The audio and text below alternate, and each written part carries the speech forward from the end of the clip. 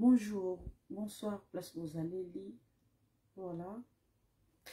Tout ça analyse le plus rapidement possible parce que je suis très occupée. Voilà, c'est les vacances, mais quand même, je suis occupée. Bon, bonjour et bonsoir, place vous allez lire.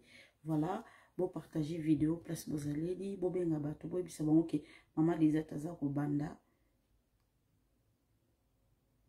Ba analyse autour ça la mokolo malelo auto observer makambo passé na kachamboka rendez-vous comment dirais-je lobby oyo président Félix Tshisekedi azui voilà pour se rendre na Angola. Voilà pour partager vidéo. Oui, ça maman Lisette est en direct. Voilà pour les misanga nazomona ba commentaire na binoté, je pourrais pas vous saluer aujourd'hui. Mais évitez pourquoi Facebook a décidé il y a que supprimer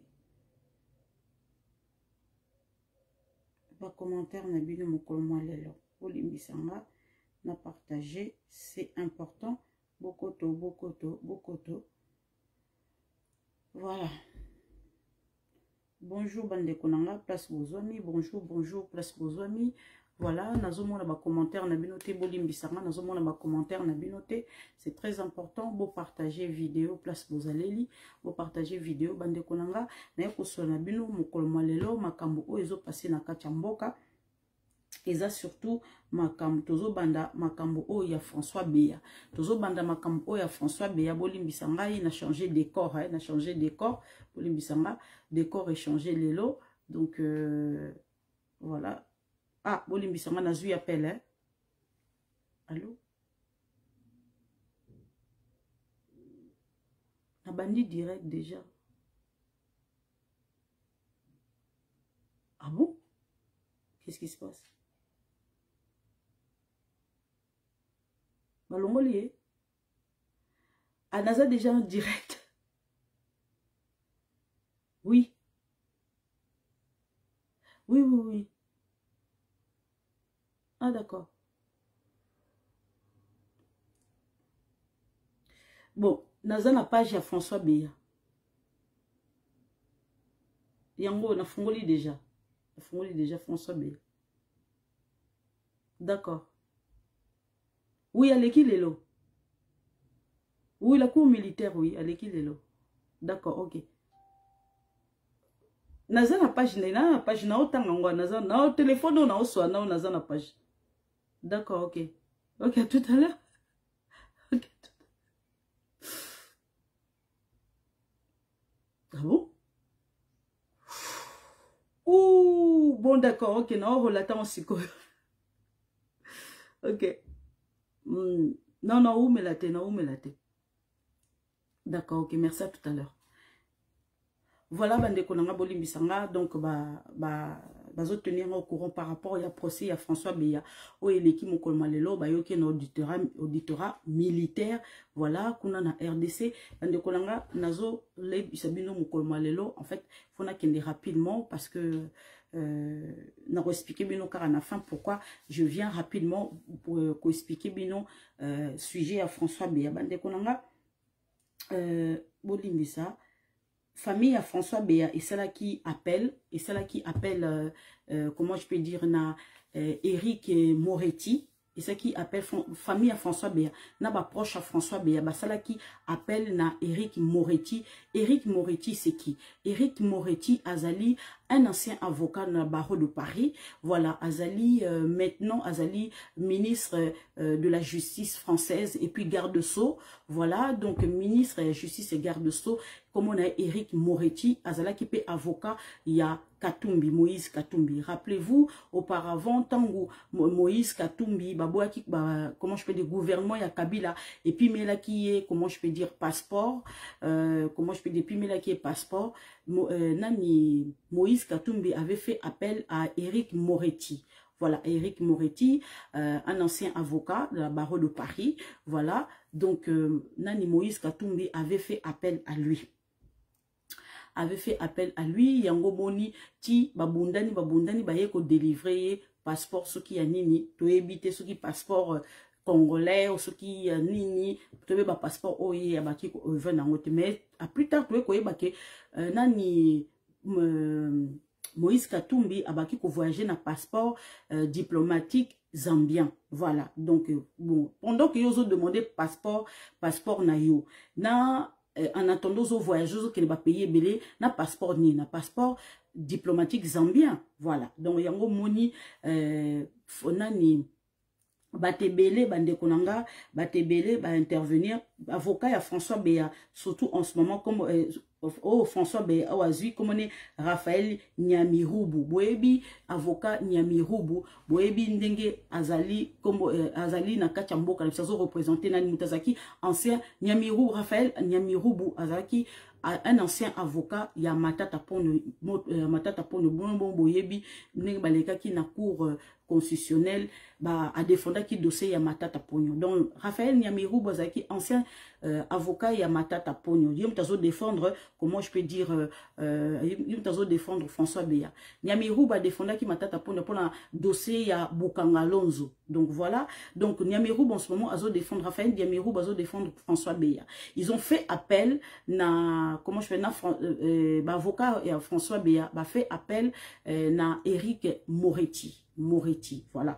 Donc, Éric Moretti étant que ministre de justice français, comment je peux dire, et puis garde-sceau, à Koki quoi intervenir dans le dossier, il y a, comment je peux dire, il y a François Béaté. Mais à déléguer, en fait, collègue naïe, comme on a Antoine Veille. Donc, Antoine Veille, donc, veille, ceux qui veillent, Yewana Azali associé à Éric Moretti.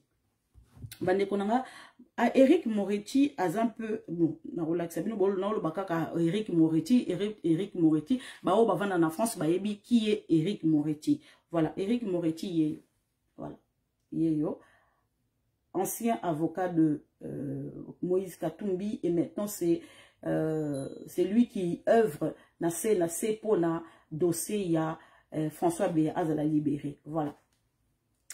Éric Moretti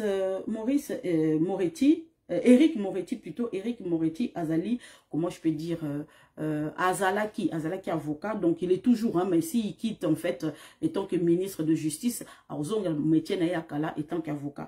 Mais bande kolanga, ceux qui au loko bino boyebité na Éric Moretti, il y a défendre kaka ba malfranc oyo bazi ba yebike ba yiba ba mbongo belé na kacha mokilo ya kenda kaka ko défendre bango. Voilà. Donc tant ya commis siko ministre de justice garde-sceau a commis siko ko régler ba compte na ye parce que dans Tamazaki avocat, magistrat Moussousou bazaki contre Éric Moretti pour nani ba dossier Moussousou baki kokota ba malfran o ezaki biente simba ki biente. Yesko ya amonique ba dossier Moussousou magistrat ba refuser a que ce qu'on a commis ministre de justice ministre de sceau a commis ko régler ce que ba compte. Donc tout le bac depuis 2021, Éric Moretti était mis en examen en France pour la nini donc ça qui moi litige moko boko landela ba magistrat mususu o bandaki ko landela avocat ba bandaki ko landela plutôt dossier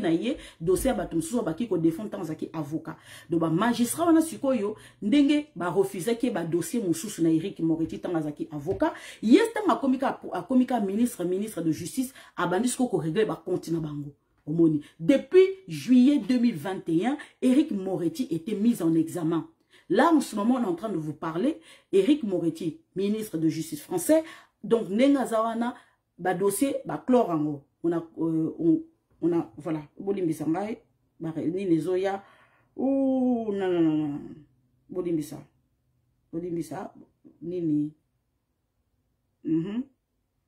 Pas message, zoya. Voilà.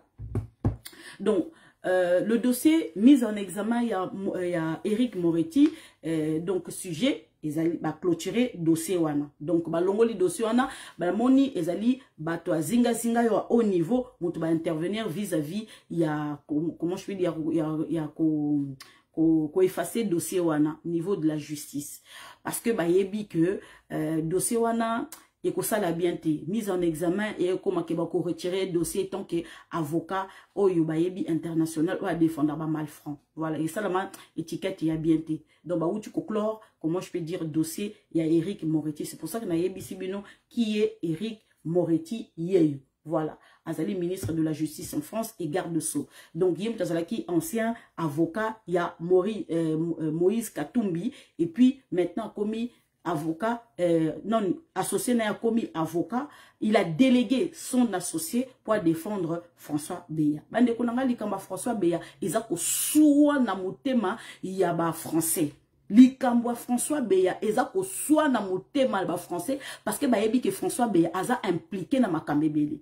Bande konanga malgré baouti ko délégué, comment je peux dire, baouti ko délégué associé à Éric Moretti, comme on est Antoine Veilly. Donc, Antoine Veilly a yé sikoyo lelo, parce que le 5 juillet, François Beya Aleka qui, comment je peux dire, devant la cour militaire, Aleka qui devant la cour militaire, lelo. Donc, dossier François Beya ba examinant lelo, à comparaître lelo. Donc, Moïse, donc Antoine Veilly a yé, au dossier à François Beya. Kokende nango siko bande ko boyoka bien et lo balobi bien Antoine Veilly qui se trouve actuellement à Brazzaville doit se rendre à Kinshasa le 4 juillet comme il avait fait pour ses autres célèbres clients Maurice Kanto, Moïse Katumbi, Kofi Olomide ou encore Sébastien Ajavo. Il va porter le dossier de l'ex-directeur général de la Direction générale de migration DGM devant les instances internationales, mais aussi sur le terrain médiatique. Il doit en effet s'exprimer publiquement dans les prochains jours. Bande Kunangai, Moïse, Antoine et Veille, ceux qui veillent, avocat, il y a François Beya, il y a soir au Kende. Donc, au Kende, médiatiquement, n'a France 24, n'a CNN, ou sous Ebel Makambe, Bele, pour n'a ko diaboliser dossier, comment je peux dire, Kobareta qui François Beya, comment je peux dire, injustement. Bande Konanga, Boko Yoka dans les jours à venir, Antoine associé, il y a Éric Moretti, garde-sceau, ministre de la Justice français et garde-sceau Awa, associé naïe a commis avocat, il y a François Beya. C'est quoi qu'on médiatiquement, Naba France 24, partout, pour nous diaboliser président Félix Tshisekedi Ndenga Kangi François Beya, injustement, sans le savoir, Bande Konanga, sans le savoir, dossier il y a François Beya, Ndenge Zawana, ba preuve mususu, nano ba bimi sangote. Bandeko, France est comme il la honte va coloniser biso. France est comme on peut sa biso ba loi. France est comme on peut sa biso ba injonction to ça la boy. Bandeko nanga et combi likambo moko à haut niveau parce que pourquoi? Parce que bateau basala qui sale coup na kati ya Congo wana ezalba français naba comment je peux dire na Kagame Rwanda. Donc pourquoi ba délégué qui ba émissaire na bango? Pourquoi Rwanda a délégué qui ba émissaire na ye et puis la France a délégué qui ba émissaire na ye likamba kokamwa? Pourquoi les Français s'exciter énormément par rapport à François Beya? Biso toyebi na kati Afrique bato basalaka ba coup d'état ezande ba français. Bato basalaka ba coup d'état ezande ba français. Ba français ba komi ko s'associer na Rwanda e bandi ndenge nini. Depuis kaka époque ya 1994 ndenge bango basaki jeunesse ba participer ki na génocide ba komi ba lia ba Rwanda ti lelo. Ba défendeur ba Rwandais ti lelo bande konanga ba français. Bango mutu baza na base à coup d'état wana et puis président Félix Tshisekedi aye biango très bien. Aye biango très bien bande konanga.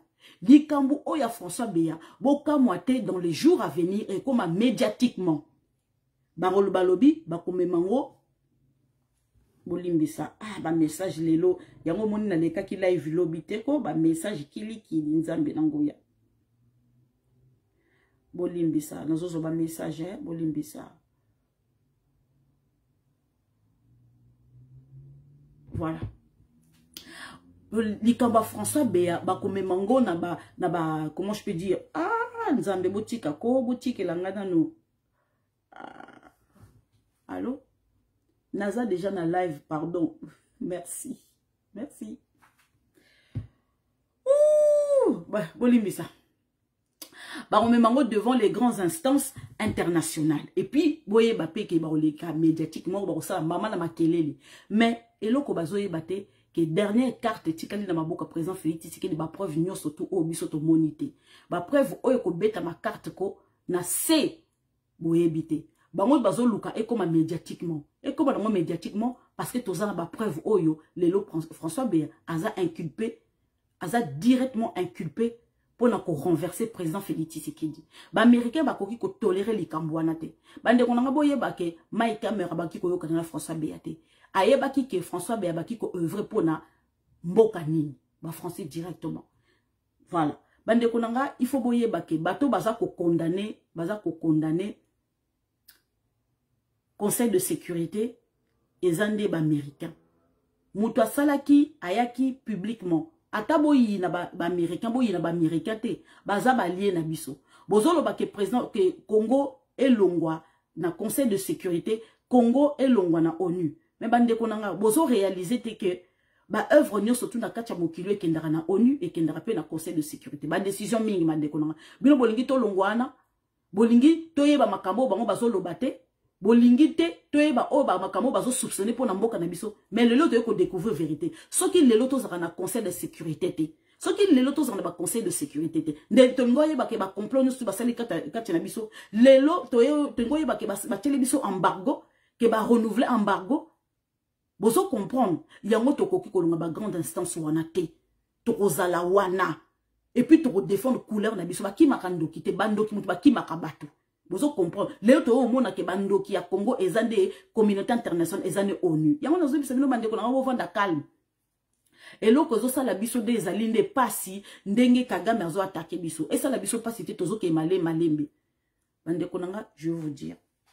Likamba François Béya bande konanga ezo sala ba français passe makasi pona nini eza bango to baza impliqué na ba coup d'état basali ba coup d'état nyonso na kati Afrique bazo linga sko basala coup d'état na kati ya Congo ndire bango to ba coloniser ki biso niet esimbité ebecha côté nazo ya pona ba français kaka ba français mutu bazo zala kaka a haut de la fiche bande konanga tozo ke malembe tolo ngwane sika wana bande konanga tokota sikoyo na vif sujet pour nazo ya malembe na osala tac parce que na lingi ke à 19h na kende voilà na ba umela susu na ba live nanga susu te voilà bande konanga eloko ngai na oyebisa bino mokolo malelo bolimbisa voilà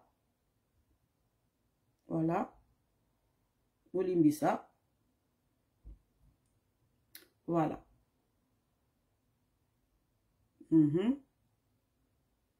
voilà. Et là, comment on a recoté sur le vif sujet, et les cambo, il y a Ambongo. Voilà, et les cambo, il y a Cardinal Ambongo. Donc, qui va déclaration, naïe, bande konangai, bo Sophie na apparence, il y a, comment dirais-je, il y a Ambongo te. Bande ko, balobi bien, le représentant légal, secrétaire particulier, comment je peux dire, il y a Pape Ayaki na RDC. Bandeko nanga yem taza représentant ya pape directement bandeko tango représentant ya pape ayoki ke Ambongo ayoki ke représentant ya pape azakoya na kacha Congo a changé maloba bandeko depuis tout ce temps Ambongo ayeba kite que mboka ekufi que mboka ekufa et que lelo soki a commis cardinal Ambongo eza grâce à président Félix Tshisekedi. Ambongo aye biango te. Boye bisanga. Ambongo aye biango te. Depuis to vandina Ambongo fait que nous critiquer. Bandeko na ko relater bino makambo o Ambongo lobaki. Bandeko le 10 juillet 2021. Le 10 juillet 2021, Ambongo a déclaré boye. Archevêque de Kinshasa préside la messe d'installation pour monsieur Fulgence Moteba, nouvel archevêque de Lubumbashi. Boka sikoyo ba déclaration na boka ba déclaration ezaki le 21 juillet 2021. Cette proposition de loi apparaît comme un instrument d'exclusion et de division. Voilà ba déclaration ya Ambongo. Nous surtout les alliés loi ya Tchani. Mais Ambongo so ki tan ya ko tunate c'est quoi la loi Tchani? Voilà, c'est quoi la loi Tchani? Pona ye Ambongo tuna kite si Ambongo yeba ki très bien eloko ngo la kisa la loi Tchani parce que Ambongo azali politicien nakata Vatican ayebi très bien politique ya mboka azo œuvre pona ba occidentaux. Il faut boyeba. La déclaration ya mbongo nenga zo bima nenga zo loba bongo bandeko ça pas plus du tout na pape. Boyoka toza kokende. Wana oyo na lobe ezali le 10 juillet 2021 ba déclaration na wana parce que achaki nani monseigneur Fulgence Moteba achaki étant que ce qui archevêque kuna ce qui archevêque ya Lubumbashi. Bandeko bitoye komona œuvre ya archevêque Moteba na kati ya forum oya ko réconcilier ba Katangais. Ya on a tuni ba Katangais pour ba se réconcilier. Bon ba kabona kinini. Et là, on est bakabwanaki. Non, je pose la question aujourd'hui, na bakatangé. Tant que bakabwanaki, ezalaki pourquoi? Ezalaki pourquoi? Tu as évité pour ni bakatangé bakabwanaki. Siko tu as évité bakatangé bazongani. Siko bazongani, siko pourquoi? Je me pose la question. Voilà. Donc, problème bakatangé ou bakabwanaki, tu as évité. Mais par contre, en bazongani to yoye bake non bazonganaki parce que to moni ke bakasaya bango batindi 750 policiers na kati ya Katanga po ni bacha ba désordre. C'est ça que vous appelez la réconciliation. Donc ba réconciliation on ezapo bo combattre bakasaya. Le kuta, le vunu. Réconciliation on a ezala ki poto activer ndenge nini ya ko déstabiliser est pour na ko tia na président Félix Tshisekedi fait accompli pour na ko dialoguer avec lui.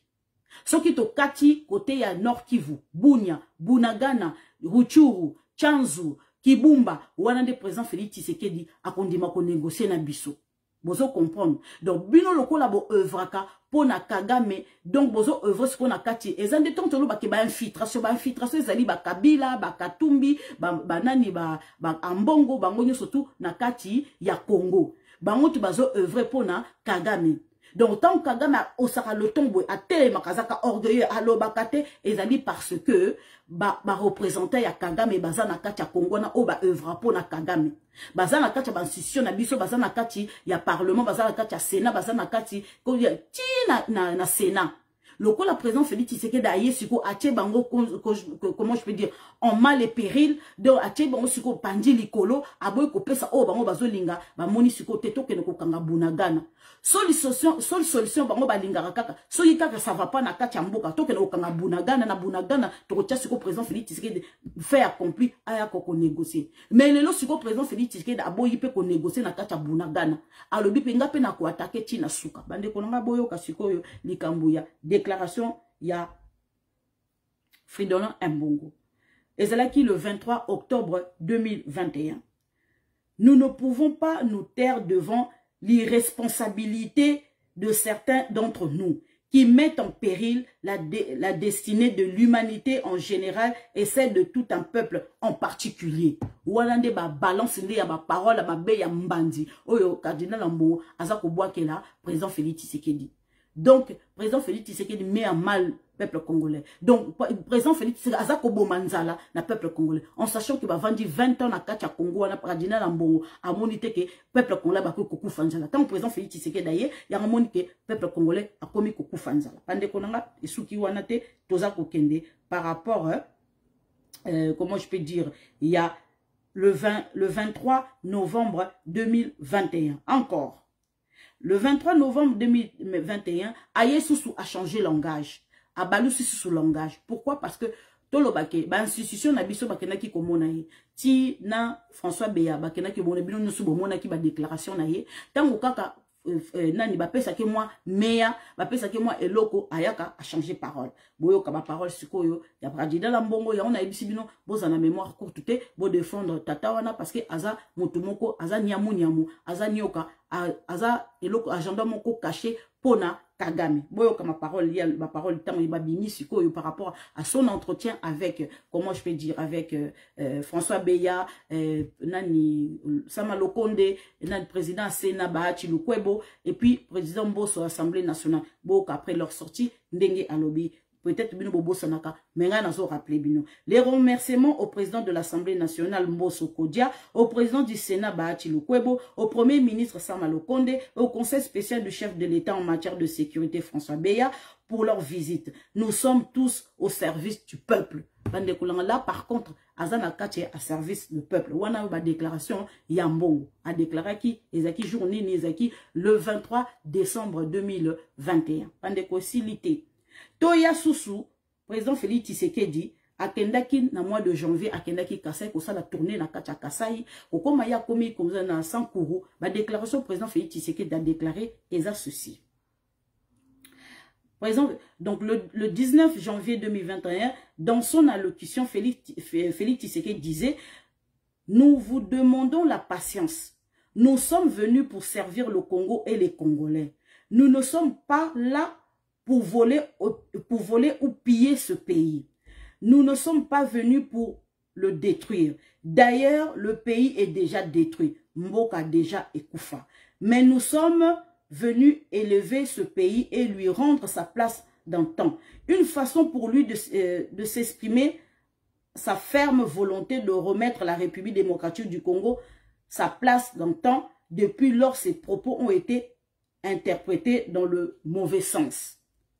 Boyoka siko sens siko yo oyo cardinal Ambongo y a interprété à sa façon. Mboka Ekoufi. C'est très grave. Quand on entend ça de celui qui est numéro 1, chargé de donner confiance, espérance au peuple congolais, si lui-même est convaincu que Mboka Ekoufi, boyoki siko interprétation siko yamabe, yango nazo tuna, azali politicien avéré ou aza politicien tantôt église, tantôt politicien. On se pose la question. Ceux qui en bon azali vraiment, au milieu du village Koutouté. Azali koto toye barate à quel pied danser avec Ambongo. Donc voilà, bande konanga ezali assez grave.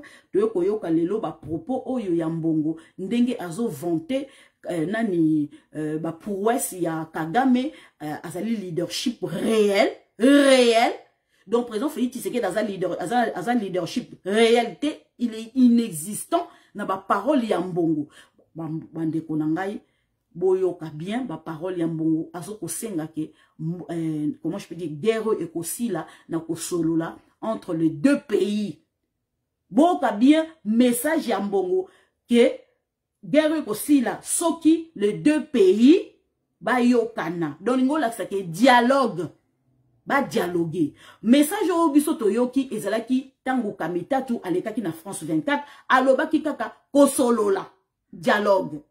Qui siko message donc ba représentant ya Kagame ba se dévoiler ndoki azobomba na susute yamona yebisi bino bande konanga ba ndoki baza ko bomba na susute to yoki siko interview siko ya Kagame lobi alobi ke et guerre à est o ezakaka et comment je peux dire ezala kaka comment je peux dire ko se tirer ceux qui ba militaire to so guerre ezalate ezape kovanda ko solola et longo laksake na ndenge ya diplomatie ezake non to solola to vanda to senga dialogue ezali Kagame mutu azo senga dialogue te ezali ba français mutu baza ko senga dialogue na sima ya Kagame bande konangai siko ba représentant ya ba français ba représentant ya Rwanda ezali Katumbi Kamitatu nani cardinal Ambongo nani Kabila mama Waroro bango wana bazali nokobo tobosana te pion oyo bino boza ko bosana ba congolais bandeko pion oyo boza ko bosana bozo baki ate botika ate yete ate akosala te ezali mukwege eloko bino boza ko bosana eza mukwege baza ko préparer ye petit à petit yende boko yoka dans les mois à venir à proposer candidature na ye naza ko prévenir de bino ezande représentant ya Kagame Denis Mukwege aza représenté ya Kagame aza représenté ba français bango mutu baso façonné ye bande konanga na otiela bino moi extrait oyo pour vous comprendre tozo kende wapi boko yoka bino moko pour ndenge bazo préparer au service de l'autre Et il a fait ses preuves en termes de probité, en termes d'intégrité morale. Et c'est cela, si vous voulez, les valeurs dont on a besoin et de leadership. Dans l'appel que vous avez lancé jeudi, vous dites que le degré de décrépitude de la RDC a dépassé tout ce que vous pouviez imaginer. Comment un médecin, prix Nobel de la paix, pourrait enrayer la situation dans le pays? Alors, évidemment, nous ne voulons pas d'un homme providentiel. Et nous n'avons pas dit que Mukwege c'est un homme providentiel. Ce que nous disons, que c'est un homme qui a les charismes, c'est un homme qui a des leaderships, mais il ne pourra pas faire seul le travail en question. Et donc nous savons que lui, il sera là, c'est quelqu'un qui sait faire travailler les autres. Et il n'est pas là. Pour nous, nous pensons qu'il ne peut pas venir pour demander aux gens, pour faire des promesses, de faire encore de longues litanies, de chapelets de promesses. Mais c'est quelqu'un qui viendra là pour remettre de l'ordre, pour essayer de réguler les choses, mais aussi surtout pour remettre les gens au travail, pour dire voilà, il faut qu'on travaille, il faut qu'on se remette, redonner la confiance aux gens pour qu'on travaille ensemble pour rebâtir ce pays qui est appelé à la grandeur. L'immense notoriété dont jouit le docteur Mukwege constitue-t-elle un programme politique pour la RDC?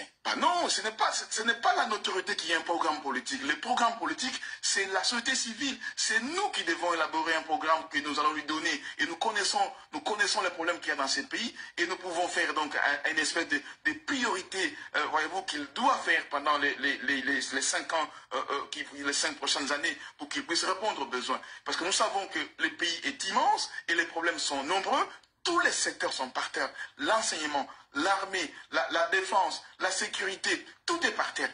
Même nos militaires, on n'a pas même des voyants hommes qui peuvent se battre, mais qui sont livrés à elles-mêmes. Même leur solde est parfois détourné par des officiers corrompus et tout. Et donc pour ça, nous pensons que nous pouvons faire quelque chose, une différence. La différence, c'est quoi? C'est qu'il y a donc un groupe d'universitaires, d'intellectuels qui peuvent se mettre à se dire, voilà, on se met ensemble, on regarde, on fait un programme prioritaire. On dit, voilà, ABC des choses, et donc on commence par ça, et ça va entraîner les restes des sociétés pour aller de l'avant. Et donc, il faut changer de paradigme. Il faut être un fou pour pouvoir reprendre la même chose avec les mêmes personnes, même méthode et espérer des résultats différents. Et c'est ce que nous ne croyons pas, ça. Ça sera ma dernière question depuis que vous avez lancé cet appel, jeudi dernier. Vous allez comprendre, hein? De 1, Dr Mukwege a un programme T. De 2, programme, il y a Dr Mukwege a élaboré et pas société civile. Donc, société civile, va vivre dans la planète Mars. Je crois que ça, les colos, ceux qui n'ont pas ma belle, n'ont ceux qui Mars, ceux qui planète Mars, ils ont Mars, ils ont on va vivre sur la planète Mars. Pourquoi je vous dis ça? Société civile, tu vas venir pendant au moins 20 ans. Société civile, et ça la nini. Et l'ongola Kabila, société civile, ils ont infiltré jusqu'à la moelle épinière. Société civile est comment qu'on œuvre pour na ONG extérieure. Société civile, bazorambon on a bango par rapport à ba ONG extérieure.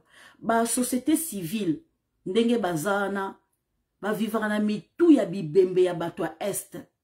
Et là, on est société civile à ça là. Boye bisanga. À part les autres qui ont sa démocratie, na kachambo ka société civile a komi koloba. Depuis 20 ans, la société civile a se leva pour condamner Kabila. Na ba massacre nous sota ba kiko sala. La société civile aya na pota so mobiliser na biso. Ba comment ba memo ba kotisa ngo na kacha ba institution o ya ba pays extérieur. La société civile. Toyoka été. Mais société civile par contre le lazo levé ton. Azo sale la siko yo docteur Mukwege. Hein? Bolimbisa. Allô? Oui?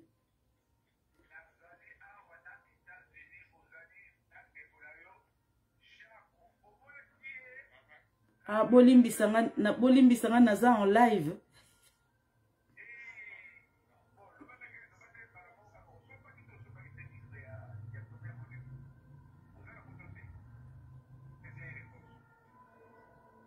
Bolimbisanga naza en live bazo zelanga. D'accord, à tout de suite. Ok, merci.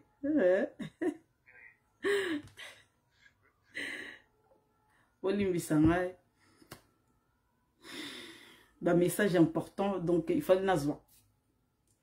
Yango nazotu nabino, maman Lisette est sollicitée, Seigneur Jésus, à chaque instant.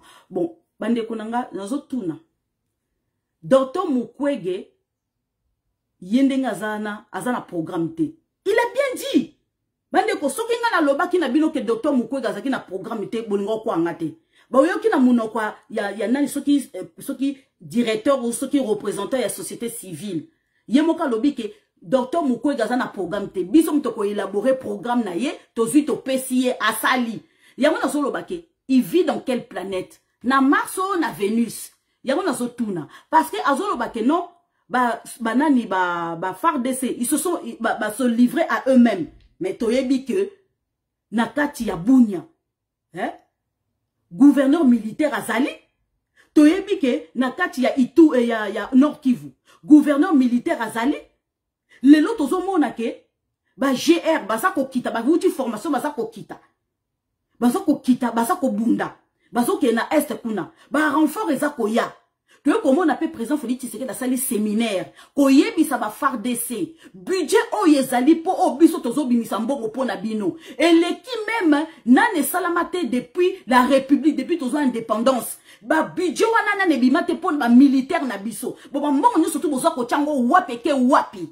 Donc la ligne comme on a résultat illico presto. Soki bo lingi te na ba ko limoger moko na moko. Bande ko na to comme on a résultat. To comme on a résultat. Ba détourneur basaki na kati ba komi ko limoger ba ko moko na moko ba ko kende. Parce que le commandant suprême a télémaki par rapport ya social ya ba militaire. Bande ko soki ba militaire bazolia bien te kacha mboka bande ko mboke kufi. Il faut tout supporter ba militaire na biso à 100%. Budget moko conséquent, il faut tout voter pour na nini ba militaire na biso, ba famille militaire, ba assurance na bango, nini ba soin na bango, soin médicaux bande konanga. Il faut l'assurer à 100%. Militaire a yebi ke tamo nazo kene na front naza ko bunda, na yebi ke ba famille nga baza bien. Lelo soki na kufi na yebi ke bande ba assurance o ya vie po na ngai. L'État va foutre la famille nanga. Faut boyeba. Parce que tous les bango en charge. Mais tant bongo na bango ba yebi ke oh mais ngande naza tana so kota salaire nanga za kitoko ba bana nanga na mwasi nanga ba za ko vivre kitoko na ndako kitoko militaire wana ko zwa force pour na front aza ko bolimbisa nga expression konika nanu ba voisin. C'est tout simplement. Si on a tout na société civile, on a yazo défendre Mukwege, ba ko élaborer siko yo costume, oyo ba latissier tout pièce kati na nzoto na ye, ba so siko programme ba bi moni docteur Mukwege ndengozana, yo zali kamba oloba te ndengozana ka réparation des femmes. Ba ne konanga réparation ya basi. Oh biso to yebi ke soto zwizemi ti 9 mois nazo lobe la bino ponga mama Lisette na kenanga oh te na okena kate te na lobi direct bande konanga biso to yebi ke basi na kata mokili oh tango to botaka to kendara pa ba gynécologue bande konanga na boyite na osala la bino descente to za ba mikolo na kati ya live abola ksaba la mikete to kende bande konanga biso basi to kendara pa ba gynécologue to ke pa ba gynécologue to oh gynécologue na za zemi bande ko suivre petit à petit bande ko tant de zemi komi na terme to ko bota bande ko na ngai ngana bota ba jimo na bota ba la mibali deux pères et deux mères bande ko oh nzambi deux pères et deux mères ya onde sala rapasi na bato deux pères et deux mères bande ko na nga bolimbisa ngande na tangi ba kombo na bino lelo te en tout cas ba pesi nani Facebook et pesi ba mani na bino te salut on a salué bino na fin soki nzamba lingi na mona ba commentaire na bino na salué ba kombo na bino na suka bato nanga merci. Toboti kobota biso tobota ka bande ko nanga jeba gynécologue tango siko moi sa boti bande ko est-ce ka bimaka kaka yemo ka te tanga boti ka bande ko ngamo ko nazo expérience tanga na boti ka bo bake na ngai to bake na nga na chambre tanga boti ka ba jimu nzote bukani bake ba memio na chambre ngalo ko la techi bo ebike basi ya ba congolaise baza ba techi ngai na telema na kenda na salle de bain na sukole longi boy akutanga évanoui bandeko babelanga ko télémate ko bouger te ngai na telemi bandeko uti ko akuche quand même est-ce que tango moi si ba violer yo réparer est-ce que moi ça temela atemeli mbamo atelemi akomo kende mais non il faut attendre quelques jours il faut attendre quelques semaines pour moi ça zo makasi ya ko telema bon moi ça ma makasi wala telema raso yenda lobi ke quand je répare les femmes après les femmes se mettent debout après ils rentrent chez eux jamais. On est comme Superman karaté. Ba solo ba comme Superman. Moi si on va violer ye. Ozo tanga makila ba réparer ye. Si on va réparer ce qu'on a télémié pour la zuma kasabi, ha, na zongi ce qu'on a qu'on a ngai wana, ezalakate, atika le vundu le kuta. Na ebi sa kibino déjà na l'excès bino preuve que jeune mo comme tabaki ko réparer les femmes baboma kai. Docteur Mukwege hier na kachwana y compris. Bo ebi sanga elongi wana za lokola chiffon lokola bob éponge. Est-ce que bomona ona etnini? Bolimbisanga na lobby ofinginga na bloqué you na suka etali you bande konanga eloko nazolo bake société civile ndenga zana bako élaborer siko ndenge ba élaborer balatisi docteur Mukwege et donc vous mona ke butuna no docteur Mukwege na bi programme nini oui bande ko bobo ya docteur Mukwege te bolinga ye débat télévisé pou bakolobela nga lingi débat télévisé na président Félix Tshisekedi mokati makamunde ya ngwanati débat télévisé to parce que docteur Mukwege passe bakokomele discours pas société civile boroyoka siko discours ya docteur Mukwege par rapport ya bilan ya président Félix Tshisekedi boroyoka bandeko botika simba aoyoka soni ye moko na moni jour ango na docteur Mukwege na l'hôpital ne panzi e ko déménager ke na Rwanda e ke na Osoki e ke na Uganda ou e na France awo bande ko nanga botika ye boyoki bino moko na kati ya ba azo nyaona bake oyo société civile modèle nini oyo société civile modèle nini azo ye bateke na kati ya FARDC bambongo babandi ko soit déjà bambongo na bango. Ba policier moussous babandi déjà ko futa bango. Une chose qui se faisait pas na gouvernement ya Kabila, mais président Félix Tshisekedi dans sala. Azo ibate ke ba enseignant bazo futa mambo. Est-ce que bozo ka grève ba enseignant? Bozo ka grève ba médecin? Bazo futa ma ndenge lobo ndenge lobo. Bolimisa bazo futa ma ndenge sengeli. Ah, Nzambi, appelle. Non, je suis occupé, pardon. Ndege sengeli bande konanga. Bosiko bino bo docteur Mukwege nenga donc bolakisi na face du monde que docteur Mukwege azali na programme e outé pas société civile point barre. Donc na yebo moto so bolobini bo vandise na donc docteur Mukwege siko yo lobini. O c'est na docteur Mukwege yo na programme ni pour na Congo dans les années à venir. Maman ko poser na question wana te boka siko voix na e maman ko poser ma question wana te zala na benga na non société civile aya na ko pesa nga programme de la boka ke podanga wala ndesika ya na kola bela ya wa siko yo docteur Mukwege bande konanga botika ya niata ayebi place ya zone niata te bande ko tokota siko na likambo o isaji ya Kagame retrouvailles. Bandeko, na le cas qui live l'obité, c'est tout à fait normal. Dans une vacances, il faut na paiement. J'ai beaucoup de choses à faire aussi. Il faut que j'occupe aussi de mon doudou, mon bébé Moïse. Yora sikoyo, ba oyo, dans la bika mon doudou, mon bébé, bah nous soit thème si matin, maman disait dans le maman disait dans le, boyangi noir. Comme on est bien, vous êtes curieux, hein? Vous êtes dans le bani. Bandeko ilo konga nazoka moi Kagame alobi ilo konga nazoka moi awa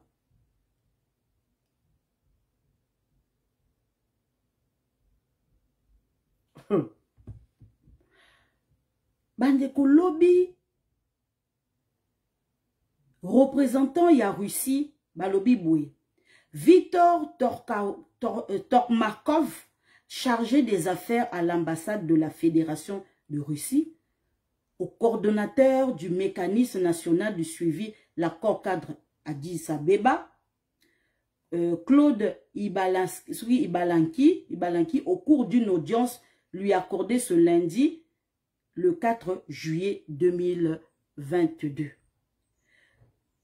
Torubakov, représentant des affaires dans l'ambassade de Russie à Lobby-Boué. En dépit de l'embargo du Conseil de sécurité de l'ONU sur les armes et des sanctions relatives à la RDC, le peuple congolais peut dorénavant miser sur la Russie pour ce qui concerne la possibilité pour le pays de s'approvisionner en tous les matières, les indispensables pour la... les matériels indispensables pour l'armée et la police. Donc, la Russie a mis côté que la biso, matériel pour la police et pour les militaires. Bandeko, c'est assez grave. Toko matina situation modèle Oyo. Ti Russie à intervenir. Bandeko, et ça lit Conseil de sécurité bienté. Bandeko, je vous rappelle encore quelque chose. Conseil de sécurité était réuni par rapport, comment dirais-je, Bamona, qu'est-ce qui se passe réellement na Est? Bayeba réellement, qu'est-ce qui se passe na Est? Tout le monde qui n'a conseil de sécurité, de couper sa bango rapport que nous avons pris part na forum Oyo ya Nairobi, voilà, Oyo, groupes armés locaux, s'engager, déposer les armes.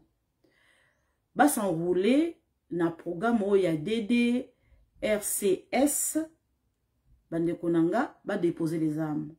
Parce que le président Félix Tshisekedi avait lancé cet appel. Ils ont obéi. Il y a d'autres qui ont suivi. Petit à petit, la plupart, ils ont déposé les armes. Mais il y a forum wana et Kobima. Représentant, il y a M23, il y a Ouganda, Bayaki. Oyo ya Rwanda, Bayeko attaquer Sikoyo, FARDC. En sachant que forum wana fungwamaki. C'est au mois d'avril. Bengani bango iliko presto. Vous êtes non grata.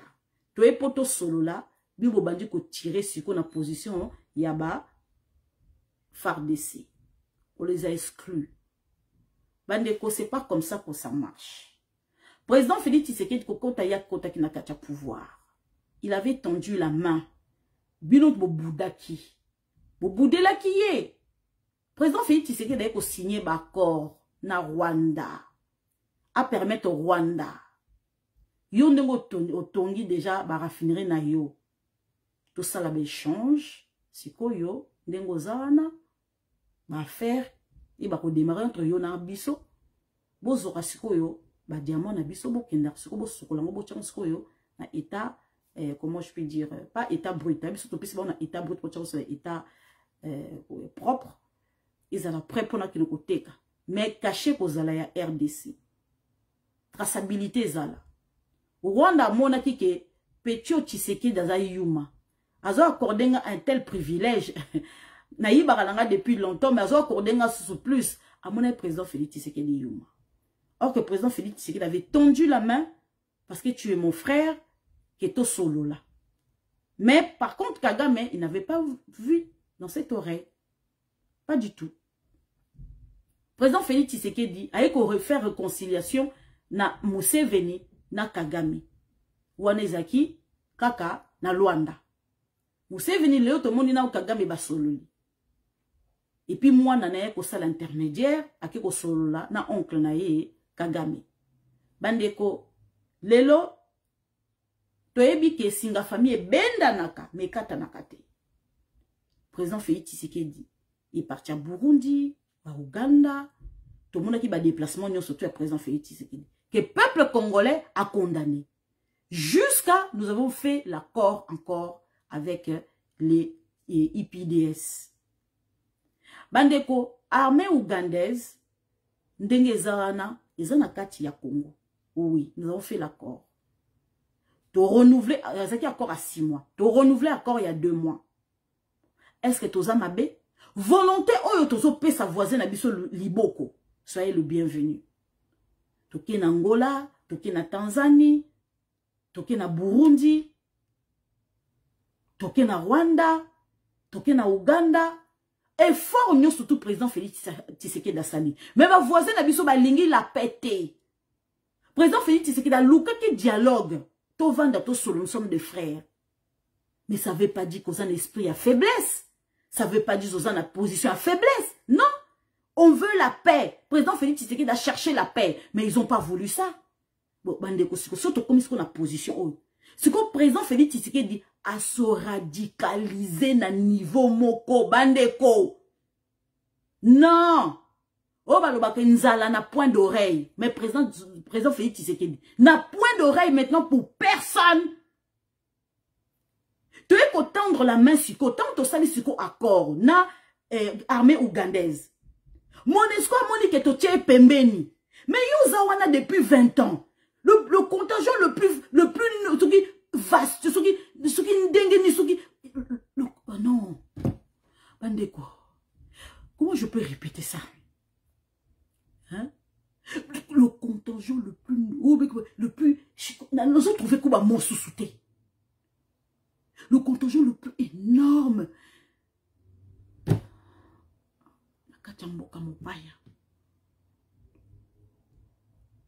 Mission observation. Mission observation. Mission observation. Mission observation. Kaka ba yebi yango. Bazo boma mutu. Ba observer. Bazo égorger mutu. Bazo observer. Bazo lia mutu. Bazo observer. Bazo timola libulu. Bazo kunda batu. Bazo observer. Bosko mission na bino zanini. Depuis 20 ans. Tozu siko to sali accord. Bon, to moni ke na bino. Ba ADF baso sila te na bino ba monesco. Ba mo soki kaka bokobi kaka na village wana. Tangu kaka farde sa kolongwa na sima. Ba ADF na lu ba koti. Ba bomi ba villageois. To ke na village musu to sana ba monesco. Monesco soki kaka alongwe place wana kaka. Ba ADF na lu ba koti. Ba bomi. Monesco ke kote we. Ba ADF na lu ba koti. Ba bomi. Mais dis donc. Tant que vous avez un accord na Ougandais, mais place ici comme militaire armée ougandaise, place ici comme moni monesco asiliki. Ba ke ko funda biso suko kaka Bintu Keita wana bande konanga bozonge la vidéo ya Bintu Keita bande ko ba bague tonda na misapi. Azole na conseil de sécurité na ba bague na misapi bande ko. On a yebisa ki bino ke moi si on a yaki na lipapa azozonga sikoyo étant que Cendrillon bande ko allez-y comprendre. Ayaki na bilamba ya tombola bwaka na lipapa mama leki alekiawa tata leki alekiawa abimi siko ke conseil de sécurité maboko ezongela kaka boye na ba diamazu yango wapi congolais basukoliye lipapa abwaki lipapa ngo akomiko ayaki na suki ya pembe ya mikuse akomiko sala ba tissage yoza na suki ya pembe siko omami ko mama mbunzu wana siko ya mbunzu wana bimi siko esali zizizi ebimi nzambe mbunzu wana ngaku naza na mbunzu te mbunzu eza lokola nunu sa mwana nanga depuis 17 ans mbunzu aboye siko mbunzu crocodile nanga bizu mbunzu modèle wana mbunzu ate mbunzu te mbunzu eza loko te mbunzu oyo mbunzu aboye ouais, ba petit-fils nanga, ba konini na petit-fils nanga, voilà. Mbunzu siko ya modelo, siko mbunzu ya modelo siko. Bobo chawaneza pour ba petit-fils nanga. Ande nanga frigo nanga e baby. Parce que tant ba yaka ba saka jaka kokota na kacha frigo. Na sengi vraiment la paix, boire aux oies de père et de mère à makam. Cause la coco passe, à l'aide, au secours. Bande konangai somme. Ake na babagi boy. Azo chaka. Obi bandeko. Achepi coup de pied. Achepi. Azo l'accès ko babagi. Wana zongela. Siko biso to vandara na poto. Ata kupozwa moi diamant mo boy. Il faut ça économie. Apo ke na place vando mo ke somba. Moi soki diamant mo. Ye babagi zo. Babagi minene. Allez-y comprendre. Bande konanga mwasi wana nzambe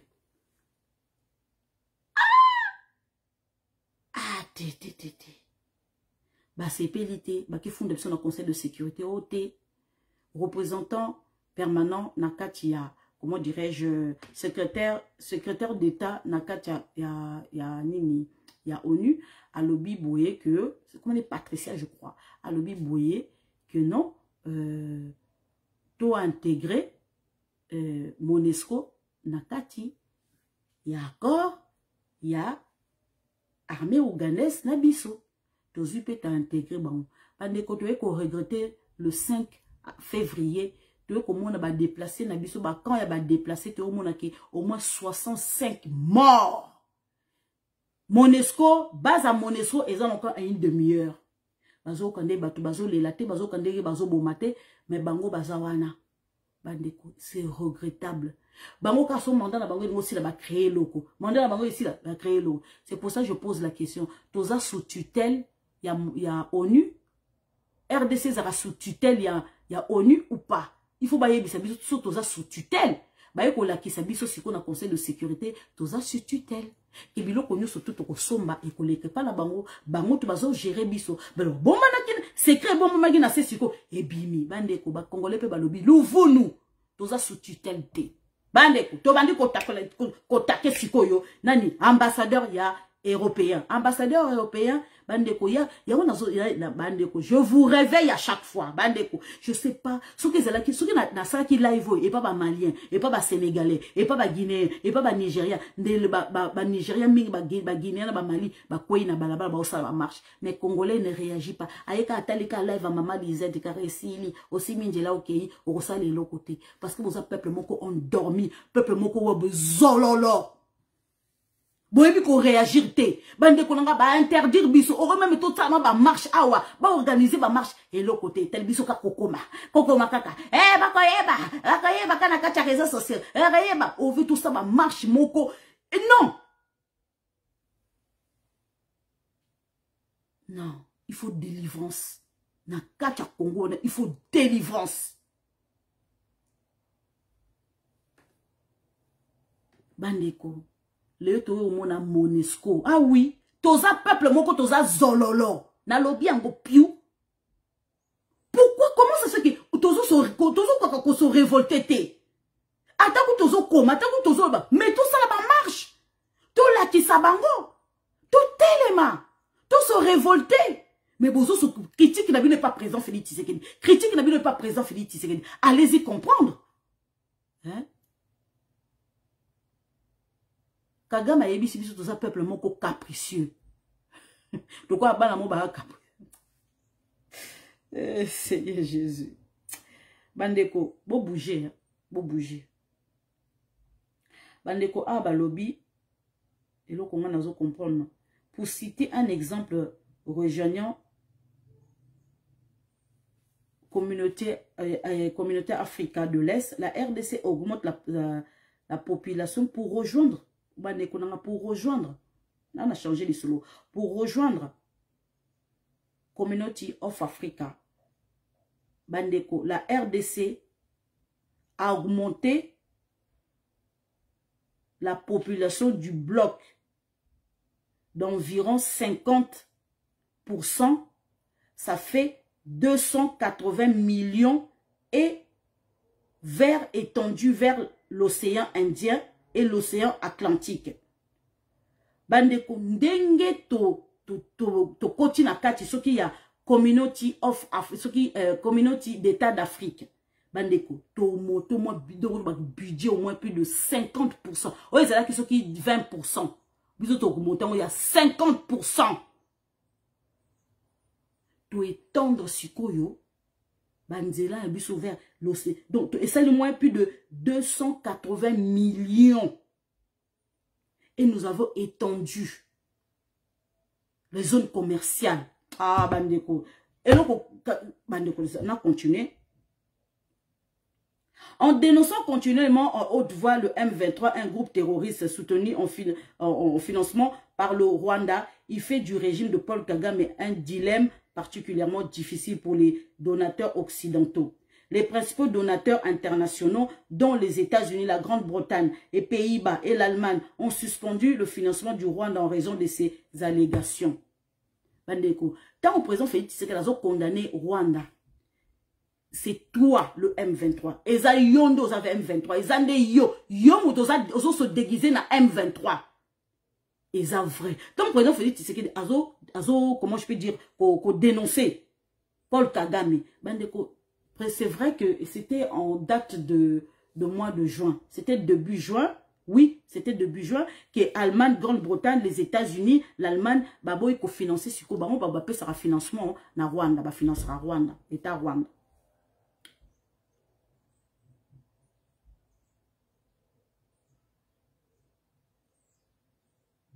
Bolimi sarandi na vandi silencieuse, hein. Mais bazo komelanga. Voilà. Voilà. Voilà. Voilà. Bah confirmer ngai. Effectivement, c'est vrai que bah suspendre en gros, effectivement, c'est vrai. Les acquis dans le mois de juin. Voilà, bah suspendre en gros. Voilà. Voilà, merci. C'est gentil. L'économie rwandaise, la nation et son peuple est fortement dépendante de la RDC. Bandeko ba dépendra na biso. Ba dépendra na biso. Vous allez comprendre, hein? Voilà.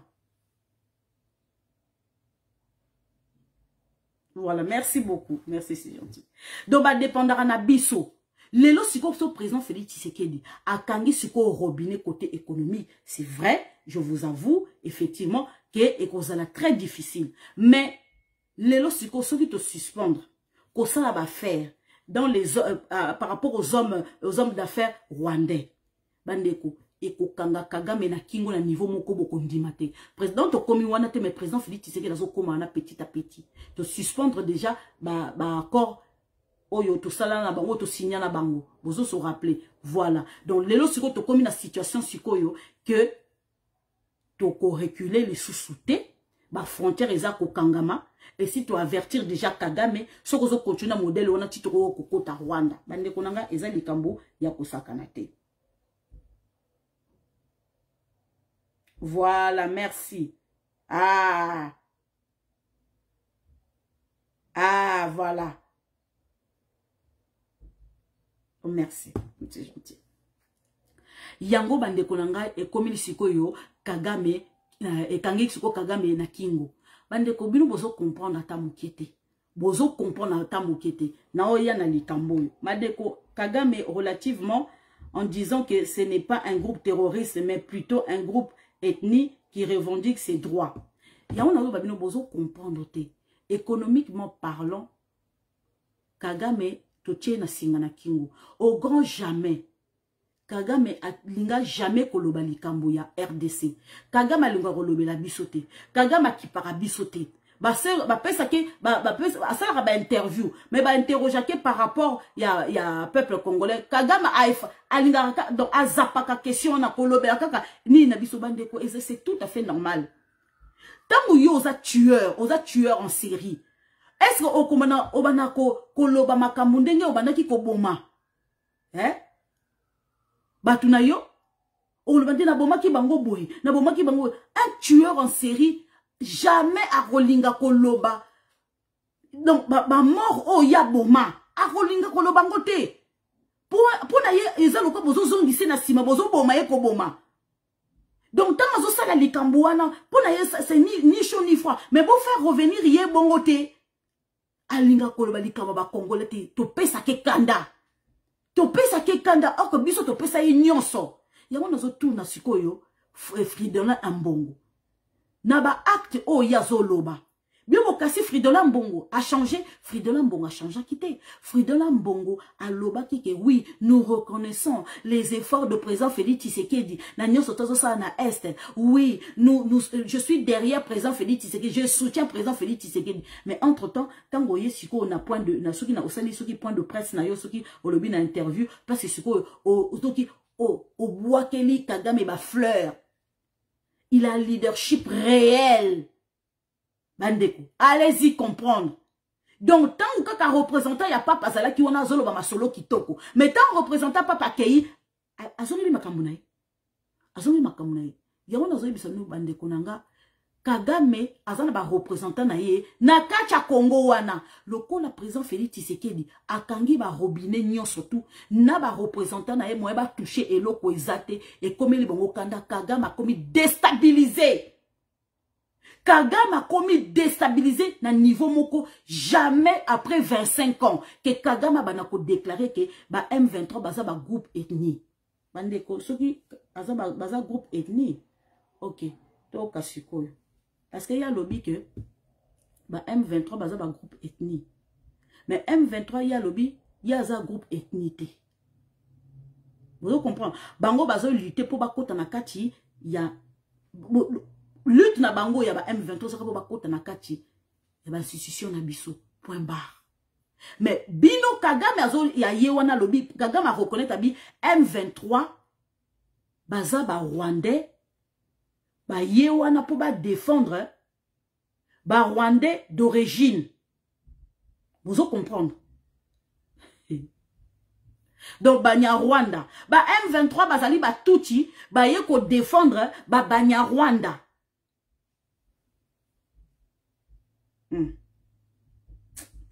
Non comprendre le côté. Willy Ngomba a lobi que M23 ezali 100% congolais. Kagame a lobi la première interview a lobi que ba M23 baza ba touti bazoya na Congo pour ba défendre ba banya Rwanda. Ah! Donc tu reconnais que les M23 sont des toutis. Bazoya pour ba défendre ba banya Rwanda ou ba s'installer na Congo. Est-ce que boye bisanga? Boyoka place ya banya Rwanda toboma bango? Boyoka place toboma banya Rwanda? Banani baza kokufa na kati ya Congo na soki za ba Congolais te. Bo siko ba M23 ndenga lobi kwe baza ba touti baza ko défendre ba banya Rwanda. OK. D'accord. Ok malene. Willy Ngomba lobi ke M23 ezali 100% ba Congolais. Ah. Je comprends plus. Troisième chose, yemoko ayeko loba ke non. M23 ezali groupe, ezali M23 ezali ethnie. Oh. Donc ngoloba ba banya Rwanda o baza na kati ya Congo bango nyonso baza na bango ba M23. Donc ba M23 baza na ba ethnie ya Congo. Ah donc toi accepter bango na makasi malgré bazali ba Rwandais donc bazali pe ethnie na kati ya Congo donc to soki ba 5e ethnie na kati ya Congo to accepter bango to tia bango na kati ya ba institution na biso. Ah mais Willy Ngomba yemoko alobi ke bango baza ba groupes armés ya ba Congolais parce que non comprendre ndeni Willy Ngomba na Kagame ba oyoka na ti non comprendre des langues différentes non comprendre ba mboye biso pour non comprendre te bon siko moto mususu ayeko kata susu ma solo susu awa susu basi oyo ya banya Rwanda baye ko sa déclaration balobi boyoka oto okende te omoi ba contre omande ba ke kanga moyibie voilà moi to kangi ba moyibie to kangi ba moyibi lelo bango kuna bazolo baki baza ba M23 te bon siko bazo soutenir o FARDC na maloba siko Kagame alobi bango kuna baza ba groupe ethnie. Willy Ngomba lobi o M23 zali 100% congolais. Oh. Bolanda bino boko. Tala. Bosuki.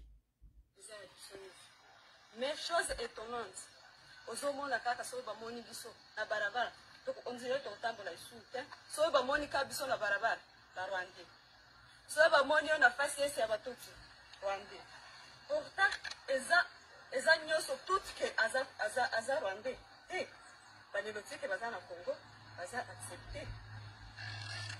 Eza lelo te que ba opesa biso nationalité te. Ba pesa biso nationalité. Toza na nationalité depuis kala. Mais chose étonnante.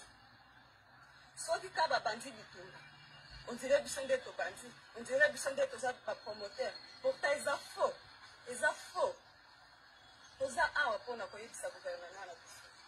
Ba yebi biso te. Ngala ko lo bateke o ba gouvernement ba yebi biso te. Ba yebi biso bien. Ba yebi biso ke toza ba Congolais à 100%. Pona nini siko to banda utambola na ko banda. To banda utambola na barabara te. On dirait to banda ka ko tambola na butu. On dirait to za banya. On dirait to za so de nini na ko benga biso na yebi kutu te. Ba yebi biso. Bapesa biso sécurité. Pourquoi battu nous? Aux hommes congolais à 100%, bino pe boyebi, bino pe ba journaliste boyebi. Balimbisa biso vraiment. balimbisa biso balongola biso na makambo wana ya M23 toza M23 te. Ouais. Tout. Allô bien. Allô bien. Boyi bino moko. Bango babimaka na barabara te. Bayebi lo makambo wana te. Bango baza batuti te. Bino mo boye bien. Bino mo boye bo pesa biso nationalité. Ah. To pesa bino nationalité. Bo siko nini?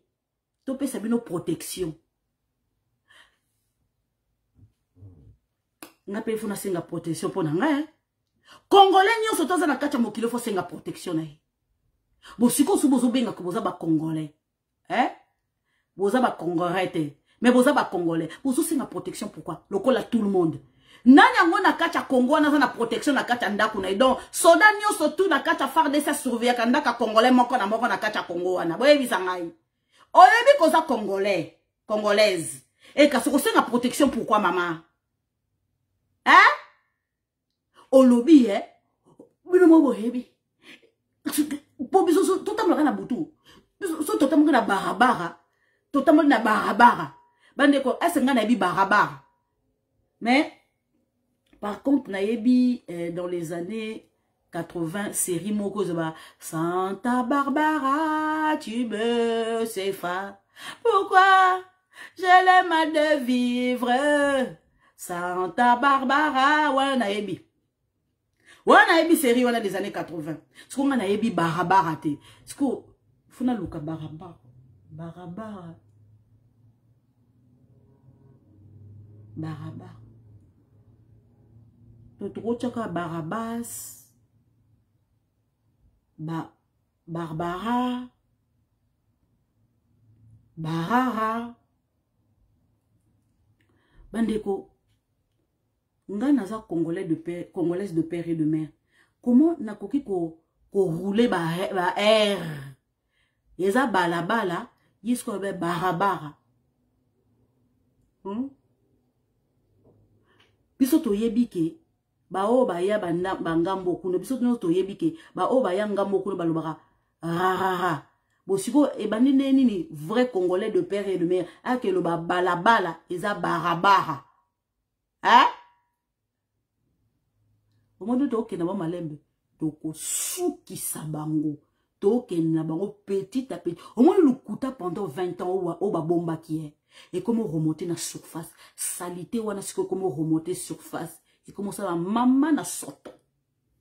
Et comment ça maman na musoto. Soto. Bon, Galisusu, yemo quoi avouer. Balongo na biso na makambo wana M23. Toza M23 te. Exact tout. Bolongo la biso na M23, toza M23 te. Mais président na bino moko ye ko confirmer boza ba ethnie. Ethnie ya wapi? Ya biso oto ya bango. Allez-y comprendre. Bon comprendre, tozo koma petit à petit. Ande konanga boyoka bien suko makamba suka. Ya somo. Les problèmes, à reconnaître en Satan karaté, les problèmes dans cette région ne peuvent être résolus par la force des armes.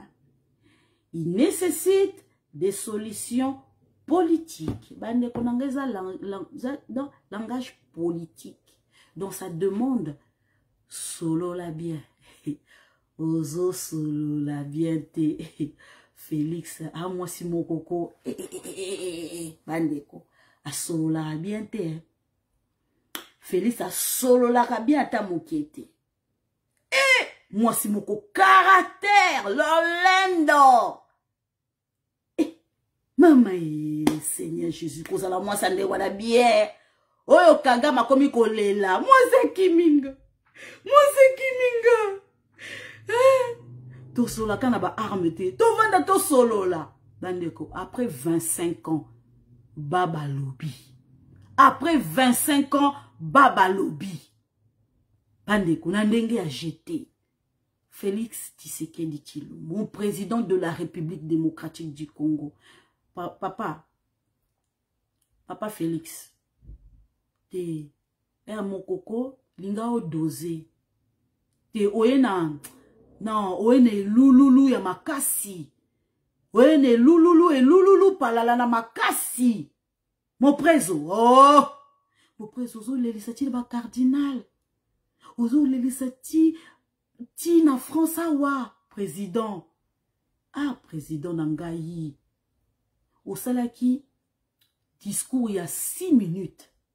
Discours où on a 6 minutes et que ti na Israël pour ba décortiquer ka ba moana kaka.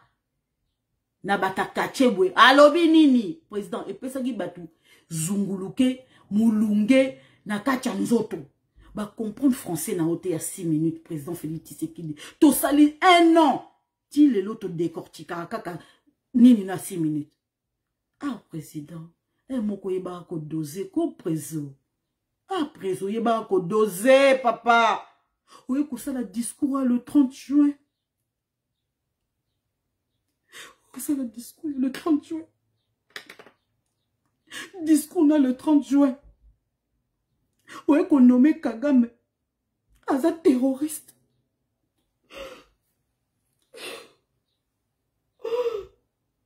Terroriste. Tu es pas passé dans le dos de la cuillère. On nommé ouais koloba les sous. Que ba jeune nyo surtout ba s'amasser na katia police na katia armée. Une chose que ça n'a jamais vu. On n'a jamais vu ça en 20 ans.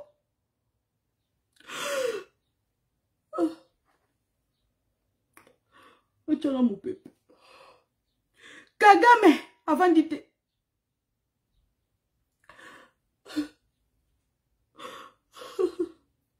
Kagame a aussi interview. Président.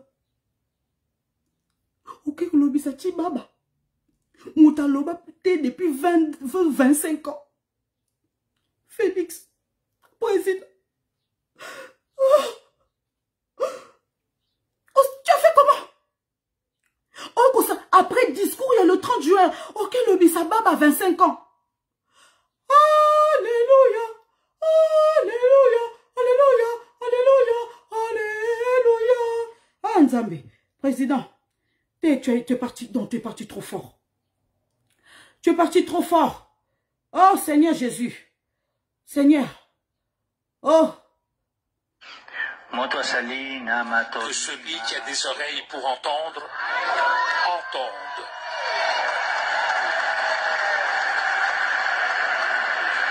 Que celui qui a le cœur pour consentir, qu'il consente.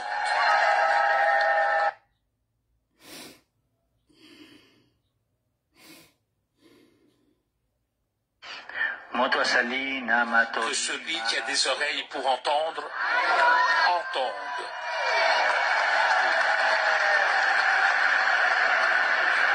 Que celui qui a le cœur pour consentir, qu'il consente.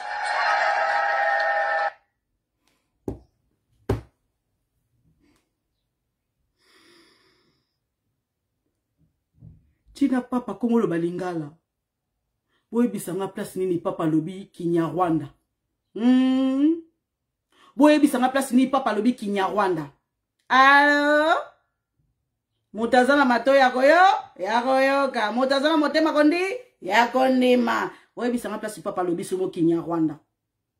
Bozo comprendre. Linga les zongi. Sino papa, soki ka tozaki ka na tata wana kaka, toninga baka mutazali mafunge ya kumvu ya kukamate ya kunya toninga la basa Kiswahili mais papa lobi lingala. Loko la siko de père et de mère a commis siko likolo siko yo ya RDC azo diriger de père et de mère. Alobi mutazala mato yakoyo ka yona yebisi bino discours oyo ya président Félix Tshisekedi ya le 30 juin etindi siko baba oya ngako naza kutu bien po mikolo ba kingo e ba konda na niveau moko ndima te économie kangami président Félix Tshisekedi akangi ba robinet Bozo comprendre sikoyo bande konangai robinet au président Félix Tshisekedi Dakangi ezaka ko robinet kaka ya Rwanda te et sali mabe na ba anglais et sali mabe na ba français.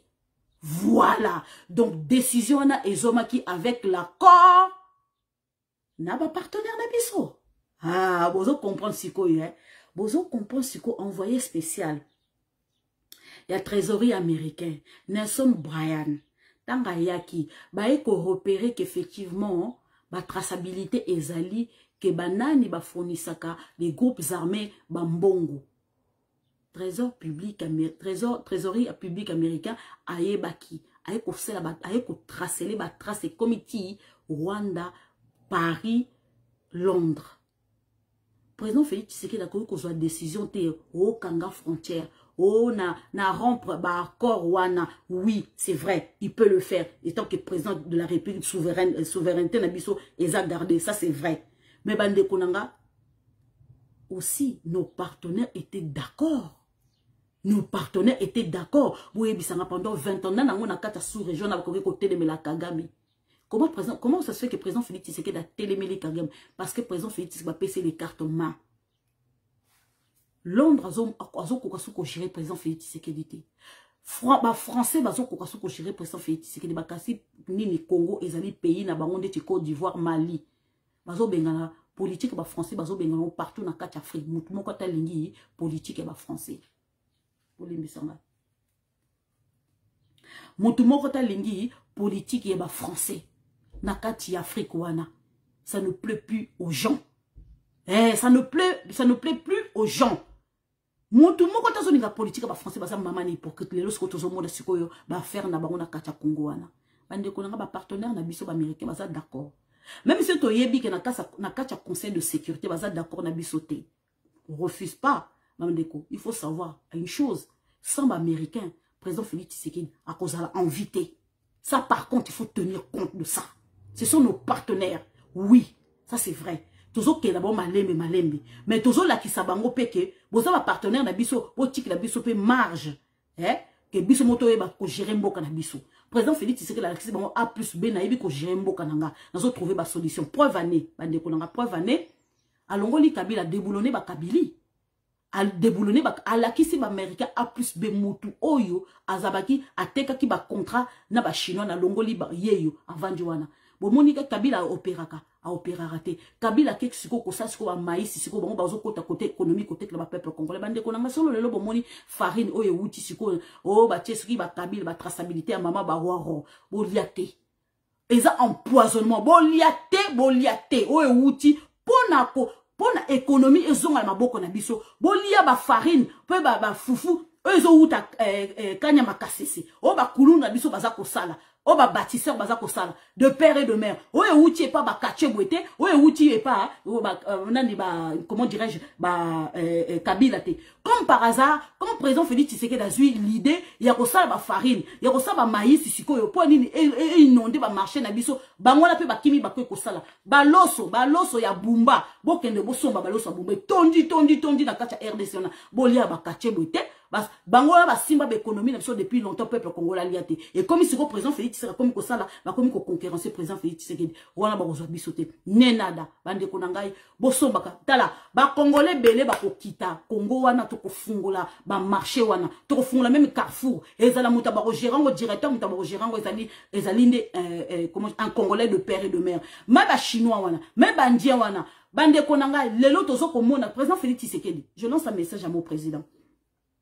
Président, lelo ba magasin chinois bazo futa li susu ba congolais susute. Bazo futa su ba congolais ti lelo bazo sa la grève il y a 2 semaines angoyo. Ba chinois ba pakistanais ba indien bazo futa ba congolais bien te. Ba komo ba esclave na bango. Bazo boya ko augmenter bango même salaire président Félix Tshisekedi. Salaire ya peuple congolais comme ka soki ba 10 euros soki ba 20 euros. Même pona ko kende soki ba nini comme transport na bango ba futa ka te ba chinois ba comme exagérer président Félix Tshisekedi. En tout cas côté il faut botina soki premier ministre na biso bataille la biso likambo ministre économie hein yango nazo tuna sama lokonda za wapi ba tiki ka ba travailleur ka ba congolais o ba chinois bazo monisa bango pasi o ba pakistanais ba libanais bazo monisa bango pasi ba futa bango te fiche de paie ezalaka te ezalaka wapi na kacha Congo na ezalaka te Congolais de père et de mère, ils souffrent dans le mboka, ba chinois, ba pakistanais. Ba magasin, ba congolais, ba diaspora. Tout ce qui est dans mboka poto, ce qui est dans moyen. Kende ko sala magasin no kuna embaucher kaka de père et de mère.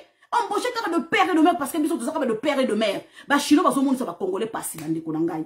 Et ça la kate, ba boteli ba marché nyo surtout. Il est temps que ça va marcher wana na maboka ba peuple congolais. Point barre. Boniko na yema kolo na yekolo bango piou. Tant que moulaï to moni passe. Congo au Congolais. C'est ça. Politique et ça n'endengwana. Bande konanga, rendez-vous yalobi na Luanda. Yalo kitote.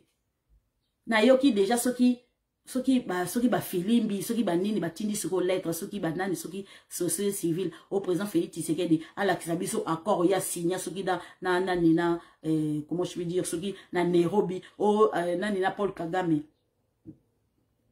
To senga accord awa bo senga accord na Kabila awa baloba ki to rebond ba ta perdre to rebondir bino na accord on moti lelo na Kabila wape monana. Et mon nana, to senga, biso to senga to bi ke bob ni accord. Ti le accord ongo wapi. Wap accord ongo. Rien, nada, accord ezati. Bilobela. O to lakisa ma fota président Félix Tshisekedi la koti kingakati. Ti le to zela. O to lakisa 3 millions oyo nani Kabila pesa na président Félix Tshisekedi koma avant koma azaki na Genval. To lakisa bino ti le to zela 3 millions wana. Ti le lo. Bo pesa raté. Bilobela sala et l'autre côté. Bande kolanga, rendez-vous lobby na Luanda. Président Félix Tshisekedi qui na moral moko d'acier. Oui, soutenons notre président. Même si on a confiance, c'est pas grave. Il a gravité. C'est tout à fait normal. Il faut faire confiance au Seigneur. Mais soutenons notre président. Azo qui na moral moko acier, a changer d'avis. Bande ko. Tant il y a dialogue, et c'est l'équipe. France a na simazo appuyer Rwanda pour anini ba vanda ba solo la. Bande ko président Félix Tshisekedi fait mal depuis que président Félix Tshisekedi a rompre à accord na Rwanda. Hein? Eh. Obi ke ezo sala kaka Rwanda passi, ezo sala français passi. Ba français ba yaki pembe na ba Rwandais pour na ba intérêt. Ba yebi ke raffinerie wana ezo sala ke o ba bazora ba or na biso bazora ba diamant na biso bazora biloko belé ba bazo bénéficier na sima. Mais ce que le président Félix Tshisekedi a rompre les accords, ça fait pas mal seulement à Rwanda. Yango bomona ki début juin Kagame akenda ki mbangu na yaki awa na France au solo na Macron. Pourquoi Macron a benga ki Lorenzo pour participer, comment dirais-je, na nini na sommet wana. Ba américain ba lobby ezali ba comment ba africain entre ba africain. Personnalité ceux qui français représentant français ceux qui nan muta kozala te. Kaka union africain point barre. Ba français bazo ninga bakende partout bazala place bazo le baka Congo il faut ba français bazana place bazo le baka Congo il faut ba français bazana bazo y l'intérêt parce que ba yebiki tozangi ba français to baki ba belge muto bazo ta la biso ba kota la biso boy ezani ba français maintenant ba kota la biso boy ba belge bazo défendre biso ça c'est vrai ba belge bazo défendre biso ba libéraux belge c'est ba vrai belge oh il na kacha gouvernement bazo défendre biso mais boye ba ke bango pe bazo se battre na union européenne. Boyeba. Ba union européen bango nyonso ba tie misu na bango lobby na sommet ozo fungama na Luanda. Bande konanga eza lokito te, eza lokito. Okoyoka ka représentant ya union européen zakuna, o représentant moko boya zakuna, o représentant mo parce que ba yebi que c'est la dernière chance. Yango boyoki Kagame babi que non ce qui est simbité côté politique le pire arrive hein. Alors, le pire arrive. Mais bande konanga boye ba ke biso pe toza bien armé. Toza bien armé. Félix Tamaza ko le discours na ya le 30 juin. Bande ko. Président Félix Tshisekedi. Ah bolimba sana bengi Félix pardon. Aza camarade na ngata zande mo preso na ngai. Pardon. Yaya nanga noko nanga papa leki nanga yaya nanga mo preso nanga mo tonton mo papa. Somo. Azana obi ko donc bandeko azo kenda avec autorité ayebi président Félix ayebi banani oyo bandeko na Grande-Bretagne eko regretter France eko regretter bon peut ça a raison souvenez-vous de ce live là eko regretter na o ba sai na cause bango mutu ba appuyer po ba comment je peux dire, renouveler embargo les sous 1 an les sous. Vous allez comprendre. Voilà, les français. Bon, c'est quoi, châtaignier. Non, on a ce qui, comment je peux dire, ambassadeur européen, na Kachambo Canabiso, ce qui Jean-Marc Le Châtaignier, na tout qui est azali représentant, il y a ONU. Parce que y a quoi intervenir, quoi interpréter, oh, il y a qui na conseil de sécurité, en tout, na ce qui est représentant, il y a ONU. Parce que je trouve assez bizarre comment il y a ambassadeur Union européenne, comment il faut intervenir par rapport à ce que Bintou Keïta avait dit dans le Conseil de sécurité. Aza représentant Nabiso. Donc ça veut dire que Châtaignier, Azana, comment je peux dire, Azana plan nyon surtout. Azana plan nyon surtout, n'andenge qu'il y a déstabiliser l'institution Nabiso. Et puis Azawana pour na espionner, pour na français personnellement, ma cambozo les Kanaka ta institution Nabiso. Samalo Konde, ministre de justice, ministre Boy, oh akangi photo Boy, oh akangi photo la ministre Boy, oh akangi photo la nandi Boy, oh akangi photo la Boy. Nous surtout na pona koye bakaka comment tu travailles, comment ça se passe na kata ministère et pas sarandengeni azur rapport na butu atindi na Élysée, aye pas ministère azur rapport atindi na Élysée. Oh ba jeune oh ba œuvre ka Boy, azur rapport jour ba ko suko ba kolinga so ba déstabiliser président Félix Tshisekedi ba ko passer pas ba jeune.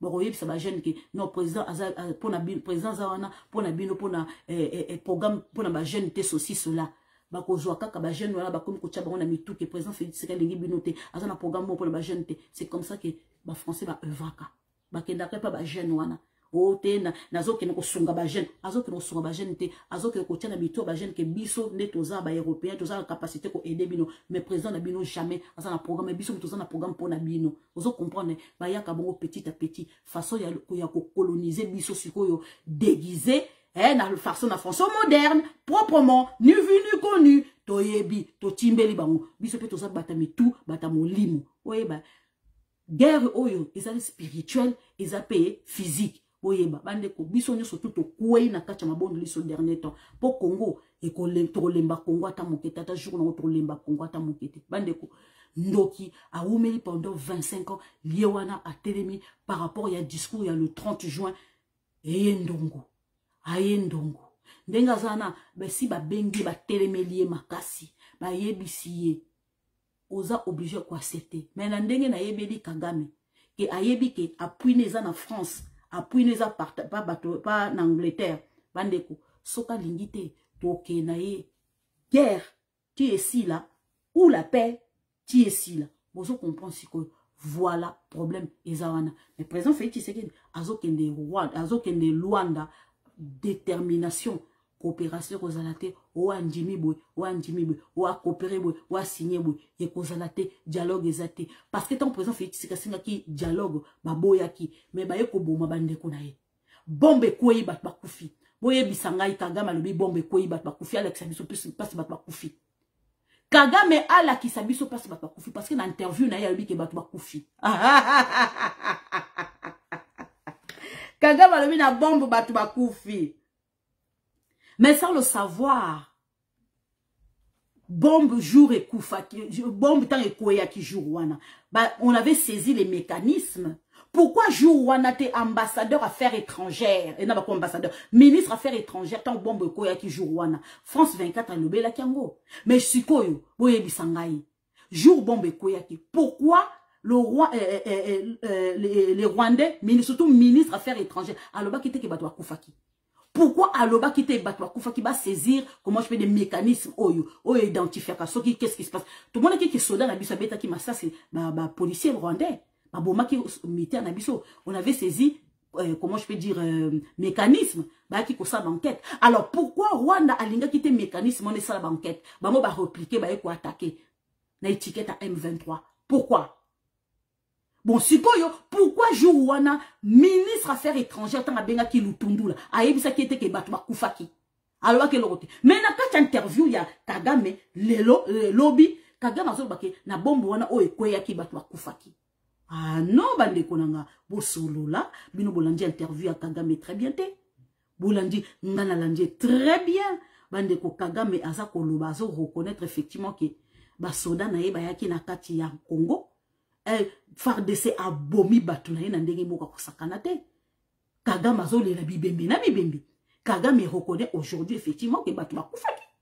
Bato Bakoufi, siko olé, allo bango siko officiellement que oui, Basoda nanga bayaki na kacha Congo, ba bete ki wango masasi, to ramasse bibembe, allo bien siko, on se déguise na phrase que, effectivement, que bombe moute bomaki, Bato nanga, Bato Bakoufi. Donc, Kagame a reconnaître effectivement que, to bomaki Basoda na bango. Vous comprenez c'est quoi? Pour ti Kagame alobaki na bombe Bato Bakufaki. Mais to yebi ke France 24 a tiré l'attaque au lobate ke bombe oyo FARDC et bombardaki ba village oyo ezaki tout près de la frontière na biso. Mutumoka kufite abi balobaki il y a eu des blessés. Il y a eu des blessés. Bah qui transportés dans les hôpitaux. Il n'y a pas eu de mort. Alors, comment se fait que Kagame n'a interview avec Kolobake, il y a eu des morts. Na bombe. Il y a eu des morts. Ce qui vous observez très bien. Na jargon militaire. Quand une personne vient parler publiquement et que il cite il y a eu des morts et qu'il n'y en a pas eu, il reconnaît que il y a eu des morts, mais une autre façon, par une autre façon. Kagame a reconnaître les morts que ba FARDC ba bomi ba soda na ye, mais na façon ya ko bombarder te. Vous comprenez ce qu'on est. Il est habitué de s'habiller étant que militaire. Kagame. Ayebi jargon yaba militaire. Il sait mentir. Mais quand un militaire, il vient dire qu'il y a eu des morts, un bombardement, et que dans le bombardement, il n'y a pas eu de morts, ça veut dire qu'il reconnaît que Bato Bakoufi na rang ya armée na ye na jargon militaire oh baza ba militaire ba comprendre immédiatement azolo ba langage wana a lancelene ba militaire a lancelene ba oh ba yebi il y a eu des morts na bombardement wana mais siko il faut zaka militaire pour comprendre le langage ya Kagame. Ça veut dire il reconnaît sa défaite. Azako senga dialogue. Il est FARDC bazo décimé petit à petit. Ba militaire naïe. C'est pour ça qu'il fait intervenir les mercenaires extérieurs. Et que Boris Johnson azako tinda bango étant que les réfugiés, les demandeurs d'asile. Vous allez comprendre. Alors, vous pouvez sa crédibilité na président Félix Tshisekedi. Au Kende yazo kende Luanda. Azo kende avec des preuves à l'appui. En ce moment, Monsieur Lutundu là. Ah, ba FARDC batindi vidéo. Ba FARDC batindi vidéo. Ba ucho tinda osiko. Ba ucho cha vidéo sikoyo. La pacification de l'Itourie Ah, autotine dans aussi quoi. Voilà. Autotine dans aussi quoi. Voilà. Bande konanga, je vous dis la vérité. Ma kameko passé na Luanda et ko déterminer suite ya guerre oyo. Mais je sais une chose. Que le président Félix Tshisekedi, il va céder en rien. Bato Bakoufi belé à kotikate. Il est déterminé. Ndenge a jeté. Voilà. À ko défendre mboka na biso. À ko céder te. Tokozong sape ba korna Rwanda te. Tant on va reconnaître souveraineté na biso te. faut balo bango publiquement. Donc, au moins 12 millions de morts. Alors, président Félix Tshisekedi a une étiquette, il y a pour sakanate. Ba lié na bisope, oui. To condamnera batonio sur tout. Obo mona Chine. Chine est un partenaire. Chine est un partenaire na bisote. Russie est un partenaire na bisote. To signer accord. Ce que c'est là qui pour la Chine. Ce que c'est là qui pour la Russie. De balkaniser Congo depuis longtemps. Ce que c'est là qui pour la Français. Balkaniser Congo depuis longtemps. Mais les Américains balingité. Faut boyeba. Vous comprendre. Le président Félix Tshisekedi a défendre dans tous les moyens. Dans tout. Dans le monde entier. Oh, place bazo loba Congo, il faut yazala. Alo bango. Ako tikate. Bande konangaye. Vous pesa même crédibilité na président Nabino. Tu vandi pendant 20 ans. Na mutu moko boui. Est-ce que babimisa Kagame aloba a celle interview bongo? Mais discours il y a le 30 juin awa. Et l'obési Kagame. Abimisi o et vanda ki na motema. Abimisa on a poisa. Pour vous dire, tout ça na président Moko a respecté dans le monde entier. Et confiance dans le président Félix Tshisekedi. Pour une fois de votre vie. Défendez votre territoire. On va défendre notre race. Étant Congolais de père et de mère. Congo et kokende pa mungunate. Fardese. Tozana bino Tisuka. Bilombe Mibali. Tozana bino. La police. Défendez nos villes. Tozana bino. Les jeunes de père et de mère. Boke noko kota na kacha police. Boke noko kota na kacha armée na biso. Toko tikata munguna zwata. Territoire mon côté à Congo. Merci. Bande konangande bolandaki. Oui, en ce moment, c'est vrai, je suis en vacances, mais tout ça na mabondeli. Mabondeli bitumbeza makasi. Na molimo pe na mosuni. Tout ça na kacha mabondeli. Je suis quelqu'un qui prie chez Papa Charles Bosra. C'est vrai. Mikolo yo, ba jeune makasi. Pour la nini mboka na biso pe telema.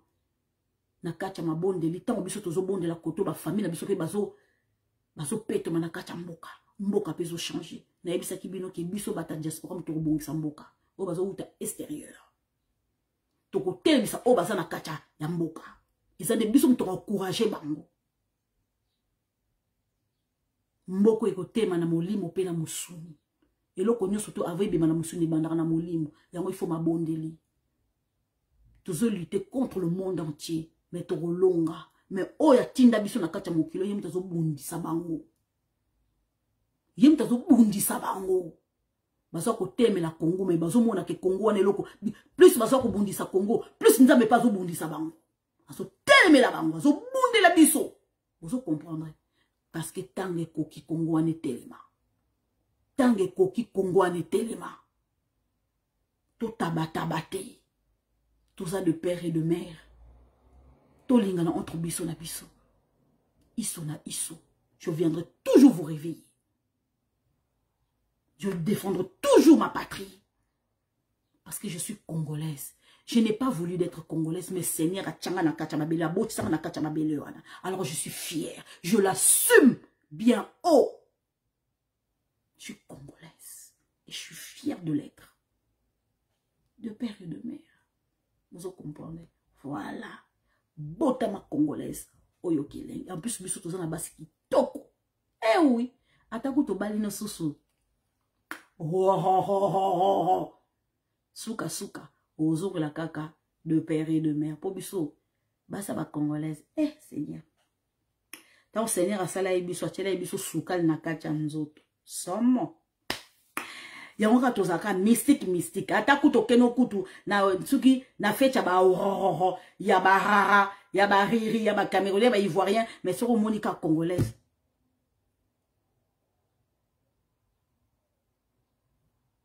Kingo et Rosalo passe jour.